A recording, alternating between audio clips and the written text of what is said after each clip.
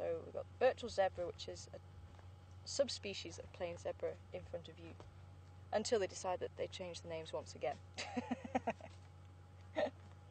Sharon in Pittsburgh, welcome on board, Sharon.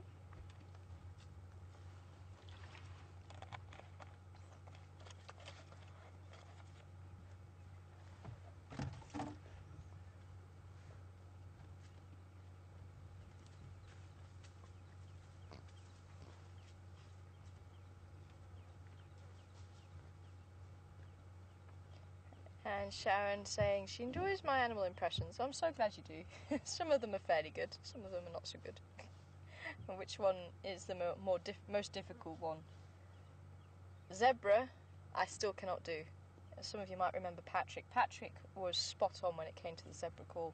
I still cannot do it. I'd love to be able to, but unfortunately it's just one of those, I just can't. I couldn't even give you an impression of it. It is so bad.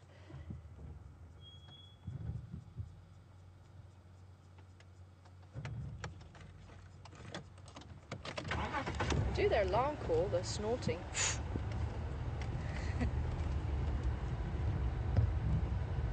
But not their contact call, unfortunately.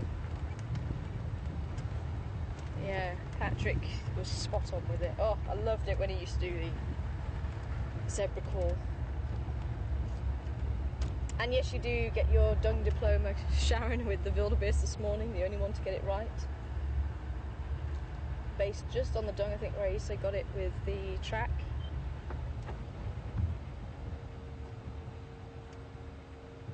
See if we can get just a little bit ahead of them, get them walking again.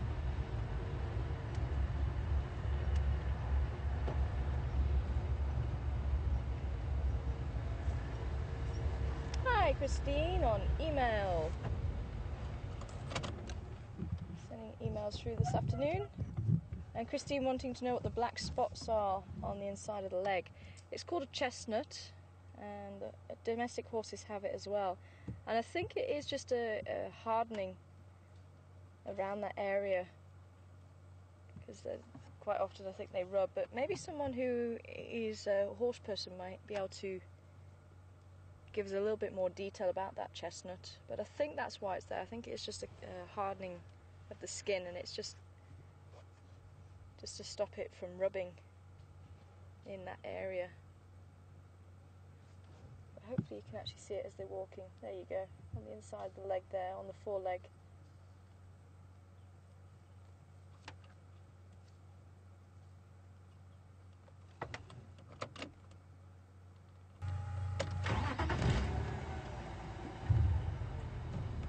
Oh, that's one I haven't heard before. When they lie down, it's so the hoof doesn't cut into the leg. Yeah, that could be a possibility.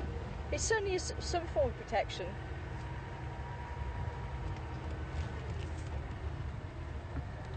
But yeah, if you guys do know if that's the case, questions at wildearth.tv, hashtag Safari Live.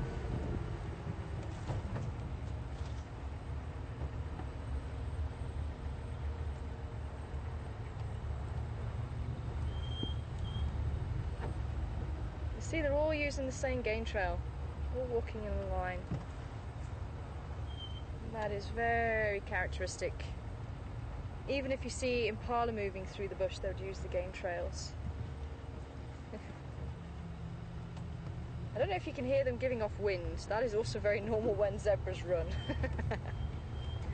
It's because of all the build-up of the gas in the cecum, or the appendix, the equivalent of our appendix, because they are hindgut fermenters, so they do break down the vegetation between the two intestines in the cecum, or the appendix as we would call it. So there's a lot of gas build-up, so when they run it's released, and that's why they always look quite rounded as well. It's very normal for zebra and rhino and elephants to have that rounded appearance. So there's the stallion. He's actually quite a beautiful male.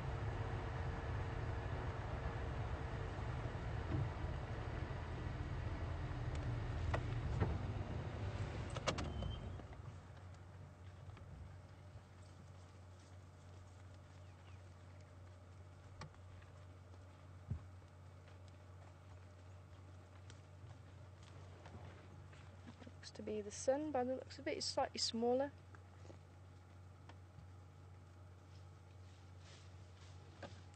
Probably getting to that stage where he'll start moving away and start a harem of his own. Zebra males will build up a herd, depending on how successful they are, maybe 4, 5 or 6 females.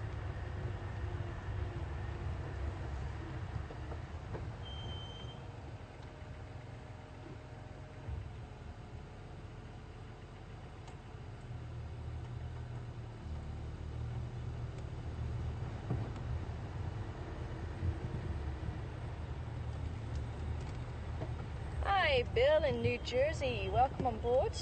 Why have zebras not been domesticated like horses have? Zebras seem to have a bit of a chip on the shoulder. I know the Hartmann's mountain zebra, which is another species of zebra. So these are the plain zebra. There are the mountain zebra to the west of where we are, and the Hartmann's mountain zebra is another species. And the Hartmann's is quite a lot larger than this particular type of zebra, and they have quite a large dewlap, a flap of skin underneath their neck, whereas this zebra doesn't have it. They don't have the shadow stripe like this particular zebra has, but they really do have a chip on the shoulder. And when I was working with the animals in captivity, that was actually one of the most dangerous animals, because we had to work quite closely with them, and they would kick and they would bite, and yeah, they had no qualms for landing something like that on you. Luckily I was only volunteering at the time, so I didn't have to work with them too closely. But also apparently the kidneys are very high up in relation to that of the domestic horse, so it isn't actually very good for you to ride the zebra, because it puts a lot of pressure on the kidneys apparently. And I have heard that their vertebrae is not as strong as a domestic horse, but you do get pictures of people actually domesticating zebra every so often. I think it was Rothschild who used to have 2 that would pull a bucky, or a buggy I think they're called, aren't they?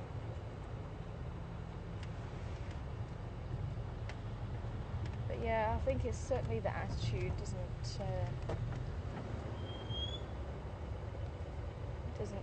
bode well for domesticating them.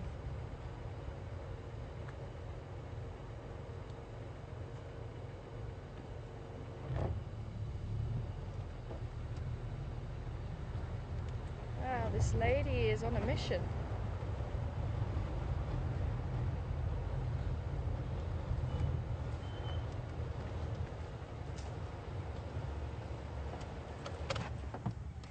Trying to keep up with her. Check her. She's way ahead. I'm keeping up with her. Hi, Red Robin. Good to hear from you. Welcome on board this afternoon.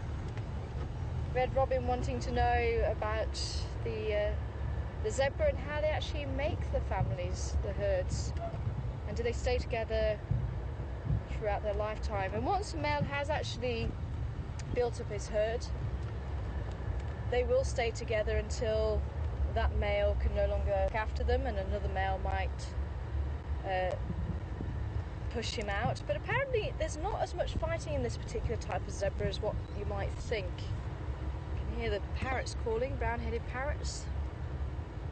But the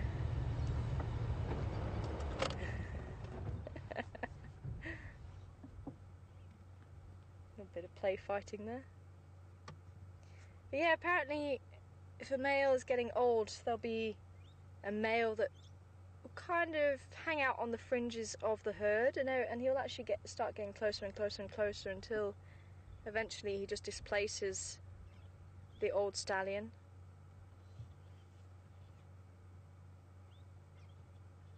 But when a stallion goes off to find, or to start his herd, when he leaves his maternal herd, he'll go off and look for females who are just coming into estrus for the first time, and the females will stand very erect and really announce the fact that they've come into estrus, and the males will all fight over her and try and steal her away and mate with her, and if she falls pregnant with that male then she'll stay, but they quite often don't fall pregnant until maybe a few cycles in. So it's very rare that she'll fall pregnant the first time. And each time she comes into estrus, it'll be less and less.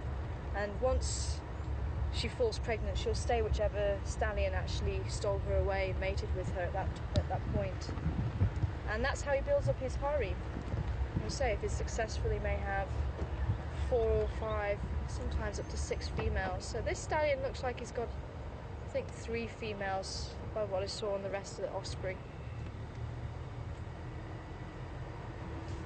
So let's check in on our hyena mother.